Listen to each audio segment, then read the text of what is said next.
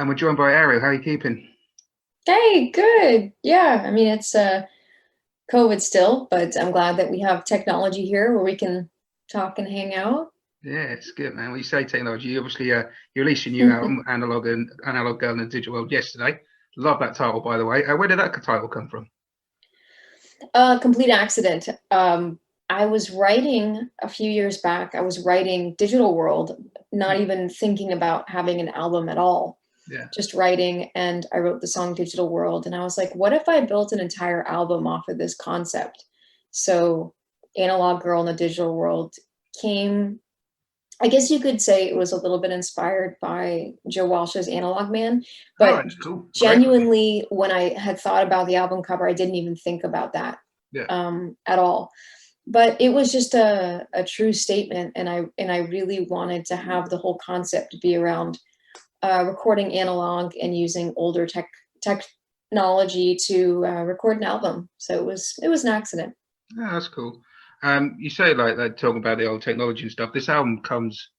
I'll be honest, you're a bit of a new discovery of me of late. I've only really discovered your music this year when I started getting like the promo sent through for this release. But really enjoying your music. I really am. For anyone who, like myself, is discovering you at the moment, how would you say this album differs from your previous releases? So obviously, this is like, is it your eighth or ninth album now? Yeah, it's the ninth one. Wow. How does it differ? It differs a lot. It's funny because if you have delved into any of the albums I've done previously, you can start to see a shift that happened.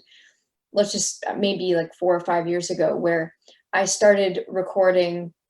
I used to just record it at my house with like a tiny little interface and just recorded at home in a little room. And then as I started developing as an artist and as a songwriter, I started using recording studios again. I used to in the past, and recording live, and it was just a gradual process to get to this point. And the one other thing that's really different is the way that I was picking the songs. So it used to just be I'd be on the road and I would write a new song and then experiment with it live and see how Okay. people responded to it.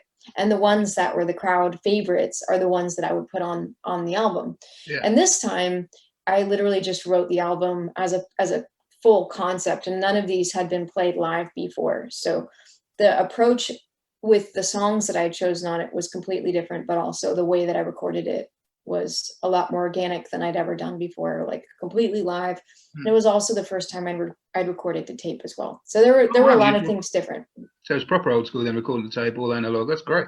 I love the sound of that. Explains the sort of warmth and old school sound I've got listening to the album. Like I was going to say, it's an album full of soul and full of passion, and an album that clearly comes from within. There's certain albums out there that are great, and they're a great collection of songs. But when an artist like yourself, who's been what I call like an honest album, where they're writing from the album that the songs that were supposed to came out of them at that moment came out at that moment, rather than trying to write a collection of songs that they think they should write.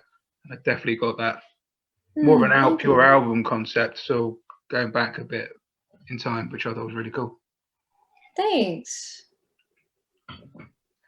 So, what started it all off for you, though? Who were your influences, like growing up and stuff? Who made you, pick up guitar and want to sing and everything else?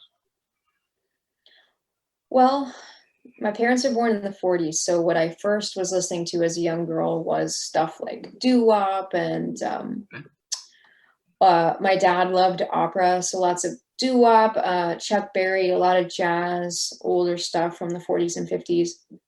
And then as I started getting a little bit older, like 9 and 10, well, actually, I had a babysitter who showed me Queen when I was 6. No, cool. And that inspired me to want to play guitar, but my parents wouldn't buy me a guitar till I was 10, which was very frustrating. But then around 9 or 10, I started going into the more classic rock world and the singer-songwriter world of the 60s and 70s.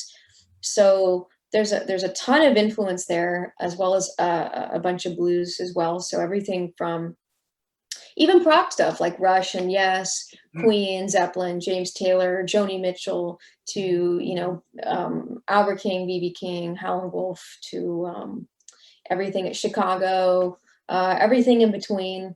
Um, I love anything that makes me feel something, and I love hearing where the guitar can go. Yeah. You know, I think Jeff Beck is amazing, and Oh, you can't go so wrong with much good Jeff Beck. You've stuff. got to love Jeff. Yeah.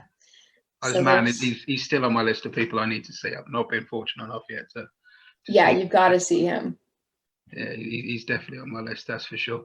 The album itself, though, did you have this all set and ready to go before the pandemic kicked in, or was it recorded during lockdown? Or Yeah, it was recorded in October 2019. So just a few months before, or half a year before all this stuff happened. And then we finished mixing and mastering in December.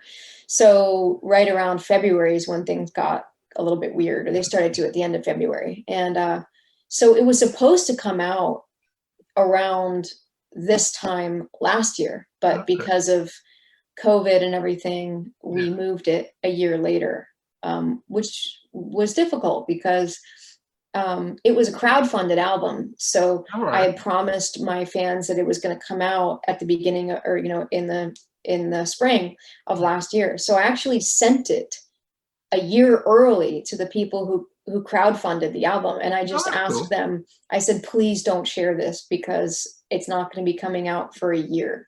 And they kept it private. So that's really cool that you had that sort of support, people understanding that, you know, that you were fulfilling your promise to the people who did manage to pre-order it, but they weren't going to, you know, spoil the magic for us who didn't, so to speak. Yeah, they were really good. I was like, pictures only, no video, no audio. And they did. Not one person put it out there, leaked it in any way. So yeah, it was done. I wasn't one of those super prolific people during COVID, especially with this whole album release and then with the guitar release. I haven't really had much energy or inspiration to write, but this month and then next month and probably until July, I'm working on the next album. Oh, cool. That we're recording in August. Oh, you're already recording in August. Oh man. So you've already set you're not done with the album, obviously, because you gotta go promote it and do the shows that we all want to see, but obviously you already got your plan set for the remainder of the year then. Trying to stay busy and have something to look forward to. That helps a lot. Definitely, I think that's important, man. Like you say, keep as active as you can. Is it fair to say? I mean, I know what I'm like. I'm old, so I like physical. You are not old. I'm 33, man. I'm old now. That's not old. I keep telling people that, but they don't believe me. It's not old. You might have an old soul, but your body is not old. I don't know. That's had some injuries. But I'm old school in my thoughts, you know. I like physical copies. I like vinyls. I like CDs. Streaming's good for when I'm in the gym or something. But other than that, totally. I do like my physical copies. This album, when I got it sent through, it is one that you need to sit down and absorb it like any good album. You know, all the way from the intro of Dial Up, all the way through Peace of Mind. You're Still a Man. I'd Rather Be in England. I thought it was a great title. Obviously, Living in the Fortress, absolutely adored. And I thought Reimagine, Redefine was a great album closer. But it seems to be a real journey of an album, like a proper. Like I was saying before, some albums are a great collection of songs, and then there's albums that are albums, and you need to listen to them all the way through and just sit and soak up. And I definitely got that vibe off it. Definitely. Thank you. No worries at all. I just say what I think. I'm not a journalist, for want of a better term. I'm a rock fan with a radio show, and I just play the music that hits me. And I say a new discovery for me this year with you guys, but definitely one that's been a highlight of my year, discovering you guys. Yourself, I should say. What made you go down the solo route rather than a band, though? Was there a particular theory of going down the solo route rather than a band, or was it just the way it felt? I always wanted a band. Yeah. And I still do. It's funny because, well, I'll answer your question first. I wanted a band, and I actually wanted a singer. I just wanted to play the guitar. Yeah. But then I started doing a bunch of research and finding that a lot of my favorite artists, be it Bonnie Raitt, Eric Clapton, Vince Gill, they started going down their own path of singing. And I was like, well, it's a harder path because it means I have to do two things and be good at both of them at the same time. And that's something that has taken me decades to even, well, not decades, but over a decade to feel comfortable with. Yeah. And it's something that is hard to teach somebody. And I'm sure there would be someone who would be great to sing my music. But it just ended up working out that way. And so in the past, I've had consistent bandmates in the band. So I didn't have a band because I didn't want it to break up. I had a couple bands, but we always just fell apart for whatever reason. And I didn't want that to happen unnecessarily when there's so much work that gets put in. So the only bummer about that is when I have different bandmates, and it's a different time period than, when I was doing that before. When the first band that I put together was in 2003, and things have changed from then to now in many ways in the music industry. So what I've done is I have a couple stable people in my band. Like my bass player's been with me now, I think, for 3 or 4 years, which isn't that long. But for me, I'm usually rotating because a lot of times the people that I hire, they're busy playing with everybody else. It's hard to find, unless you put somebody on retainer, which is extremely expensive and not really something I can do at this point in my life. It's hard to find people, especially not during COVID, when people are working all the time and need to make a living. So I've been trying to find my stable band, but until people are on retainer, it's impossible. So the music stays the same. Sometimes the band members change, but I try, like now I'm experimenting with, I really love having a woman in my band. So in the UK, because I'm traveling the UK a lot, it's easier to have some UK members instead of flying everybody from the US. So I have kind of a rule. It's not a rule, but it's something I like to practice, which is to have one more woman in the band. So it'll either be the drummer or the bass player if it's in the UK and I don't have my normal bass player with me. But other than that, just me. Do you find that like working with different musicians in the live settings keeps it like a bit more exciting, a bit more fresh for you? Because obviously every musician, no matter, they're all of the same caliber, I'm sure, but they all have slightly different ways how they play the lines, such as natural people's own feels and everything. Does it sort of add a bit more of excitement to you just to mix it up that way? It's stressful. Yeah. Yes, everyone plays everything differently, and for the most part, I've had really professional people that I played with. But the hard part is it takes so much energy for them to learn the music, of course, an hour and a half, 2 hours of material. And then on top of that, to have to keep showing them the way that I do it when it's live and the way that my bass player, Devin, does it. And it's a lot of effort. And so it is kind of sad when I have to teach somebody else something new. But like what you said before, there's certain parts of that are exciting because I can find what I really like and maybe find the right person who I can consistently keep there. That might actually be interested in joining the project.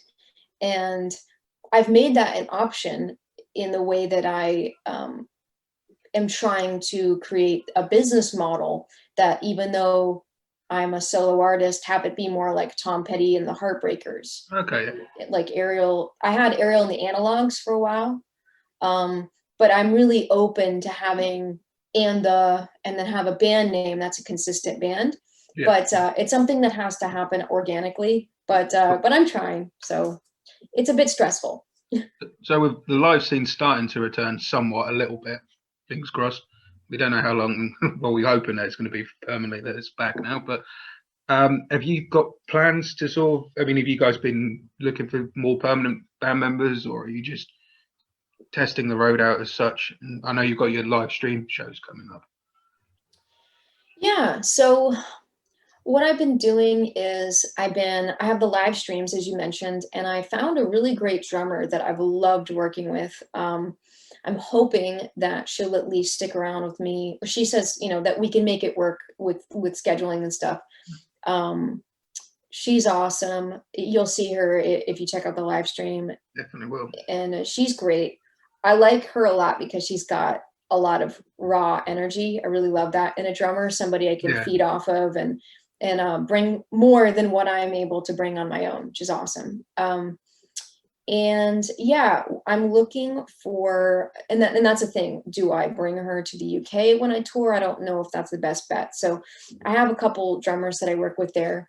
And then I'm always looking for a good keyboard player. You know, that's always the hardest part for me as a keyboard player. It's hard to So find a really good keyboard player. I mean, I it's think it's really hard. everyone wants to pick up bass, drums, and guitar, but me, I love the sound of a Hammond organ in Oh yeah. UK, you know, and to find it, like when you get someone who's that good, you know, I mean, unfortunately, John Lord isn't about anymore, but when you get someone who's of that vein, it's just not, it just sounds so cool. And no one really seems to use Hammond organs that much anymore in the sort of stereotypical lineup. It tends to be, you know, two guys, guitars, bass, drums, and vocals. Like, but I think there's something magical when a Hammond organ hits it.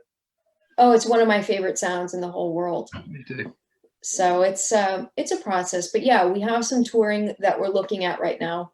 Normally, what I've done in the past is I switch between the UK and the US, and hopefully soon that gets extended into other parts of Europe. Those are the main, at least for now, UK, US is how I work. So I'll spend like 2 or 3 months in the US, and then I'll do the exact same thing in the UK. As of right now, it looks like the soonest I'll be touring, maybe not gigs, like one-off gigs, but touring in April, I believe. They're about to release some dates, some co-bill dates in April, and then I'm working on some other dates. But yeah, it's gonna be a second. And part of that is upsetting, but also part of it's exciting that I can have that time to create a show that's worth coming to. I mean, if we have the time, may as well make it something extra special, I think. That's cool. So those dates that you mentioned that are coming up in April, are they American US dates, or are they sort of coming over to the UK by that point, or have you? Yeah, they're UK dates. Oh, excellent. They're all over, from London all the way up to Manchester and Liverpool area. Yeah, cool. I'm not sure I'll do the Scotland ones, but yeah. So there's a bunch of dates. I believe there's 10 dates. Might be more in England coming up next year, and then there'll probably be a bunch more. Cool. Is that like is that headline shows, or is that going out supporting someone? Obviously, I'm not expecting you to reveal anything, but Oh no, it's okay. It's going to be a co-bill, so we'll cool. be doing it together. I don't know this person. We're just trying to work it out now. But if it all ends up working out, I believe it'll be shared the next week or two. Oh, great. So keep an eye out for that. Yeah, and then we'll just keep. I just got a new agent in the UK, so they should be keeping me pretty busy next year. Oh, nice. So I bet you can't wait to get back on the road after the last sort of 18 months that everyone's gone through. I'm super excited. But like I said, I'm really glad that we have this time now, because I'm not in singing shape, and I can't do what I want to do yet, because I really want to be like, if I was here, I want to be like here. Yeah. And I'm not quite there yet, so I'm going to take the rest of this year to get there. I'm sure you'll get there in all in good time, man. I'm sure you'll get there, no problem at all. Thank you. No worries. So obviously, as well as your own music, a lot of people will be aware of you because you just last month, was it that the guitar series got launched? Yeah. With Brian May. How did that come about? Because I know I was saying it off air that I was watching the Beyond the Vibe guys, and I know you were saying that you were already planning to release the guitars as such, and you and your friend were going to work on them. But how did Brian May come to be involved? Because I mean, I know you've got a good friendship from him, from what I was just seeing on the Beyond the Vibe podcast. So Brian and I have been friends since 2007, and we started working together when he invited me to audition for We Will Rock You in 2008. And we've just remained friends since then. And I was on the road with Eric Johnson a few years back, and people kept asking me over and over and over and over again. This was about 3.5 years ago now. Where do I get one of your guitars? And I was like, well, you can't, because I'm literally the only person that has one of these guitars. And so I was like, well, that's not really fair, is it? Like, people can't buy my guitar. So I talked to a friend of mine. Did you have like a one-off before? Sorry to interrupt, but did you have like a one-off that you were just using of your own as a custom build beforehand? Oh yeah, so I built a guitar with a friend of mine from scratch. Oh, cool. And this is the guitar that people look at and they're like, what is that? Because it's a unique looking guitar. Nice, yeah. And people see it and they're like, what is this thing? Oh, nice. And I was like, well, a friend and I built it. in 2007. And it was just supposed to be something that worked out for me, something that I wanted the specifications of 5 guitars into one. And I didn't think it would be something that anyone else would really be interested in having, but people kept asking. So my friend and I, we were just going to make a couple a month when people put it in order. And I was telling Brian about this. I was touring the UK a few years back. And he said, well, who's putting the guitars out? And I said, oh, my friend and I were just going to put out a few guitars. And he said, well, why doesn't Brian May Guitars put them out? So then we took my guitar, the one that you just saw, and then his Red Special, and then we combined them together to create a guitar that's inspired by both of the guitars. And that came out. And so it's been crazy because I've been seeing these videos and pictures of my guitar and other people's guitar racks, and it's crazy. It's crazy to see that and playing them and stuff.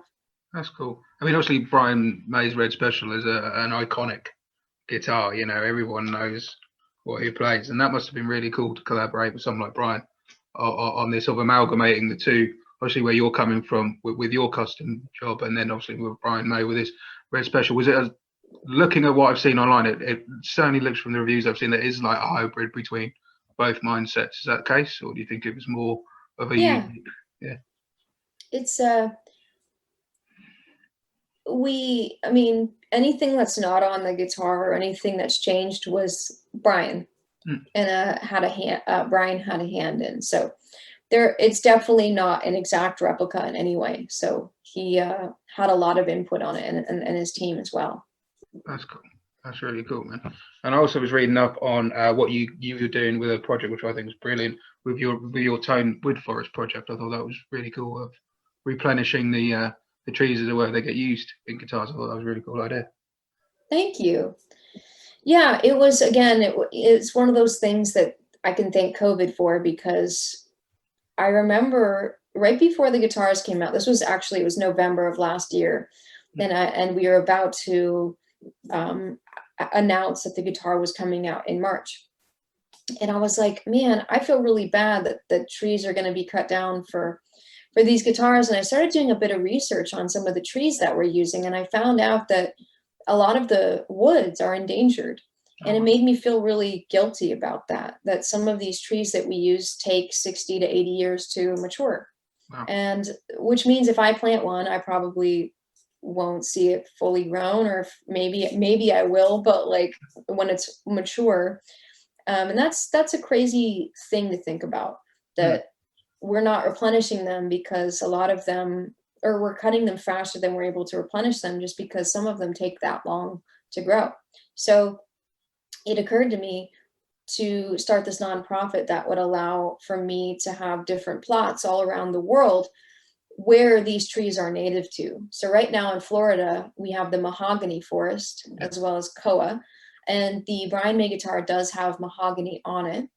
And then we're going to have one in the UK. We're about to get some plots going, and I've been actually working on talking to other nonprofits that have forests and asking them, hey, can we use part of your forest to plant these trees, and collaborate with other nonprofits to make this happen, because it's not just about one big forest with all the species. We want to keep the trees to their natural habitat so we don't change the environment, which means that, there might be one day there'll be a plot in Ghana, Africa, or there'll be a plot in East India for the rosewood, or wherever these trees are native to. So right now we have the Florida one, mahogany. This particular mahogany is native to southern Florida. And then in the UK, we'll find more of the colder climate trees and start from there. That's really cool. I love that idea. I mean, like, it's mad to think, like you say, you cut down a tree, and every industry uses materials. So, you can't prevent that to a certain degree. But to the fact that we're, as you say, taking these away quicker than we can replenish them is just a scary, scary subject. Because being an old hippie like me, well, I don't care what anyone says, you need the trees. Absolutely. So to do that, I just thought it was really cool. I'd not heard of anybody sort of being a bit more conscious about that side of things before. So I thought that was really cool that you're doing that. Thank you. It's at its baby phases, because I'm a I am not an arborist. I am not a professional. I'm a musician, but I've been surrounding myself with people who understand each area that we're looking into planting, how to do it. I'm growing these trees from seeds. I'm not buying them. These are from seed, which alone is very difficult to do. So it's a very slow process because it's brand new, but I think it's something it is something I'm very committed to, and it's just at the baby phases. So I'm excited to see where it'll go. That's cool, man. Going back to the guitars though, briefly, I was sort of seeing in the Beyond Five podcast that we talked about a minute ago that your boyfriend builds amps. Yeah. Was he involved in the sort of testing process of, or were his amps involved in the testing process of you crying out your sound with the guitars, or was it? A little bit. It was good to have his input in a way, because when you have somebody that, I mean, I don't build amps. I don't know anything. I mean, I know about amps on a very, very basic level, but he has helped me really rely on the guitar and the amp to create the tone. Obviously, your hands are creating the tone. However, if you have a guitar that can allow all of that to really shine and to sound natural and organic, that's what we're going for. So the people who have good tone in their hands and who know how to play it have an amazing instrument. So having him and his amps, I was trying to see if you can see one here. Oh yeah, there you can see one of his amps. Yeah. They're all wood. And it's cool because he does like Derek Trucks's guitar amps and stuff. Wow. And what people like Derek do are they literally just plug into the amp and turn it up, no pedals, nothing. So that's the approach that we took, is if this guitar can be plugged into an amp with no pedals, can it break up nicely? Does it have nice clean? Does it sound good and well-rounded? And even at the price point that it's at, which is including shipping around $1,100, I think it was like, whatever that is, 900 pounds with shipping, it ends up being something that you won't outgrow. And I'm really proud with what we were able to do, keeping it affordable, which is very important to Brian May, but also having a professional guitar. So yeah, there were a lot of people involved. My friend Adam Quarney, he lives in Southampton in the UK. He helped me try out every capacitor, every tone pot. Oh, wow. There have been a lot of people over the past few years that have helped me develop this guitar into what it is now. So I've been really fortunate. That's great. I'm a bass player myself, so I know what it's like if you get a bad amp or a bad guitar, or you just, especially if you're doing gigs where you're using someone else's backline and you're just plugging in, and it can affect your whole gig. Just a nightmare. So I can appreciate why you wanted to make sure that as soon as that plugged in, was singing like a bird in the way you want it to. So we've all been at gigs where we're playing someone else's 3L something just because of backline or whatever, and it can, like I say, if it's not marrying up with the setup you normally have, it can be a real nightmare. So I appreciate that one, that's for sure. The way that I compare it is if you were going to talk to somebody and you have another person's voice. Yeah. You're still you, but when you hear that, it's very distracting because you're like, when I play, I recognize, like, I'm controlling it, but it doesn't sound the way that I'm used to in my head. And that's the exact same thing as you're mentioning. If you're using backline, you're not able to be comfortable because there's this other thought that's always there. And yeah, you can get past it sometimes, but sometimes you can't. So if you have a good guitar and, a lot of times you can get your way through. So I mean, I've been to gigs, where really enjoying this guitar. It seems like they are. Yeah, it's cool. I mean, I've we've all been at gigs and festivals. I mean, I've had festivals and gigs I've been to where I've been watching a band, and I thought, oh, these guys aren't for me, or whatever, and just I moved on. And then for whatever reason, I've caught them around again, maybe at their own show, maybe where the sound or the backline was better for them. I'm gone, well, hang on, this is amazing. Like this, why didn't I hear that last time? And it's because they're using other people's gear, they're using other people's amps, whatever it might be. And it can, like I say, affect the whole performance. And a lot of people, I mean, I'm like to think I'm a bit more open-minded. I'm pretty open-minded, but some people would see a band once and that's it. You know what I mean? They'd see them once live and go, nah, I saw them at such and such, and they weren't great. And that's their whole opinion. But No, it's cool, man. It's good. Thanks. So on the show, I like to get whoever I'm talking to choose a little trio of songs that they like to play in terms of their influences. So, what three songs from bands, either bands you played with, bands that inspired you, whatever it may be, would you like us to play? Oh dear. Okay. Let's do 39 by Queen. We'll do how about Hard Habit to Break by Chicago. Good choice. And we'll do Part of the Plan by Dan Fogelberg. Nice. Good choice. Good Keep choice. it diverse. Yeah, why not? That's the way to do it. Cool. Well, what are the plans for the remainder of the year for you? If there's anything we haven't mentioned, I know it's a bit of a weird year to still try and make plans, but exactly. Well, what I'm doing is other than, as you mentioned, the Tonewood Forest, which is going to be taking a lot of my attention this year, as well as preparing for touring and really getting that going. The one thing that I'm going to be working on is an online video series. There's an amazing museum called EMEAPP. That's EMEAPP. And what they do is they collect vintage equipment. I mean, they have Jimi Hendrix's wah, and they have Pete Townshend's rigs, and they have they have like every person you can imagine, from their Hammonds to crazy old synths.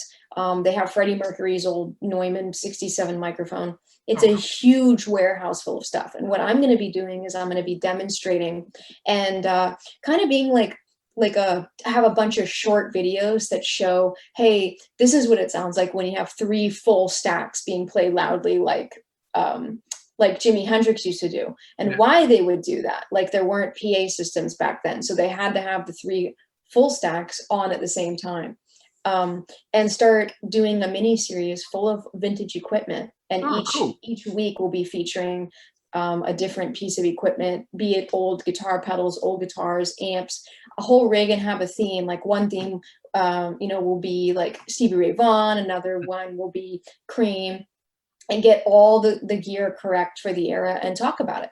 And then hopefully doing that every week. So that's a little, we're still finalizing the name. We've already recorded some of the videos. So that's going to be my other project, is having that out there. There's not really anyone doing that. So that's really cool. I'll definitely keep an eye out for that. Sounds great. Thank you. No worries. Now, as a huge Fleetwood Mac fan myself, I am going to open this interview or play before we air this interview, Inside and Outside. I've got a massive Fleetwood Mac vibe off of that thanks. song, so that's becoming a little favourite of mine. So we're going to open with that one. But what song of yours from the album would you like us to air at the end of the interview, as it were?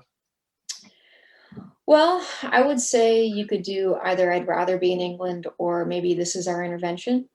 Yeah. Either one might be fun, depending on whatever you think the vibe would suit. Okay, we'll see how the show runs out, but I've got a feeling, knowing me, it's going to be This Is Our Intervention, because that's another favourite of mine off the album, I must say. So. Oh, thanks. Well, thanks for your time, Arielle. It's been great chatting to you. And when you come over to the UK, I'll keep an eye out for those dates, and hopefully I'll get to see you and say hello properly. No, that'd be wonderful. Thanks, Lee, for having me.